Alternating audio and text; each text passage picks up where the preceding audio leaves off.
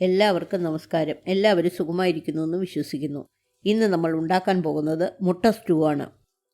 Stew ഉണ്ടാക്കാനായി ഞാൻ 6 മുട്ട പുഴുങ്ങിയതും 4 ചെറിയ ഉരുളക്കിഴങ്ങുമാണ് എടുത്തത്. ഉരുളക്കിഴങ്ങ് ഏകദേശം 300 ഗ്രാം കാണും. ഉരുളക്കിഴങ്ങിൻ്റെ തൊലി ചെത്തി അല്പം വലിപ്പത്തിൽ മുറിച്ച് നന്നായിട്ട് കഴുകി കറുത്തു പോകാതിരിക്കാനായി ഒരു പാത്രത്തിലെ വെള്ളത്തിലിടുക.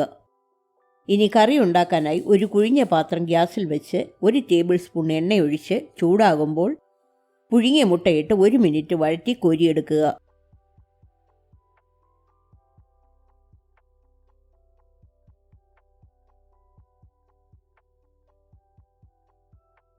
അതേ പാത്രത്തിലേക്ക് 3 വെളുത്തുള്ളി അല്ലി ചതച്ചതും ഒരു ചെറിയ കഷ്ണം ഇഞ്ചി ചതച്ചതും ഇട്ട് അല്പം മൂപ്പിക്കുക.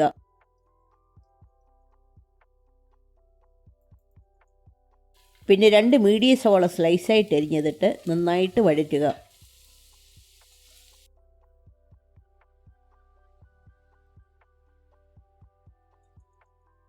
പിന്നെ കുറച്ച് കറിവേപ്പിലയും 5 പച്ചമുളകും ഇട്ട് വഴറ്റുക.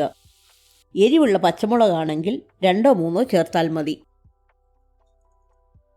അതിലേക്ക് 1/2 ടേബിൾ സ്പൂൺ മല്ലിപ്പൊടി, 1 ടീസ്പൂൺ മുളക് പൊടി, 1/2 ടീസ്പൂൺ ഗരം മസാല, 1/2 ടീസ്പൂൺ മഞ്ഞൾപ്പൊടി ഇത്രയിട്ട് മസാലയുടെ പച്ചമണം മാറാൻ 1 മിനിറ്റ് വഴറ്റുക.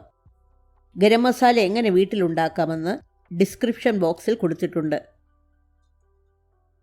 പിന്നെ 1/2 ടീസ്പൂൺ ഉപ്പും ഒരു മീഡിയം തക്കാളി അരിഞ്ഞതും ചേർത്ത് 5 മിനിറ്റ് അടച്ചു വെച്ച് തക്കാളി വേവിക്കുക.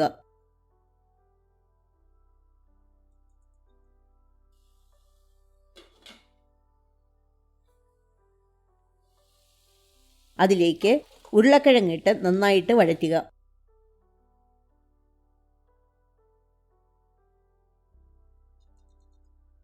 ഒന്നര കപ്പ് ചൂടുവെള്ളം ഒഴിച്ച് ഇളക്കി 10 മിനിറ്റ് അടച്ചു വെച്ച് വേവിക്കുക. ഇടയ്ക്ക് ഇളക്കാൻ മറക്കരുത്.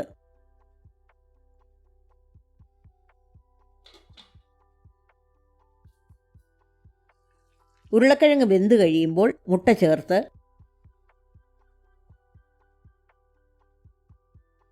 അരക്കപ്പ് തേങ്ങാപ്പാൽ ഒഴിക്കുക.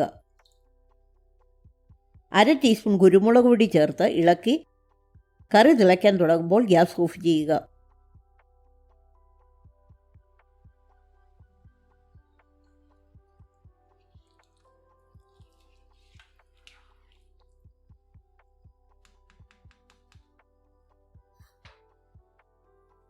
ഇനി കടുക് താളിക്കാനായി ഒരു പാത്രം ഗ്യാസിൽ വെച്ച് 1 ടേബിൾ സ്പൂൺ എണ്ണയൊഴിച്ച്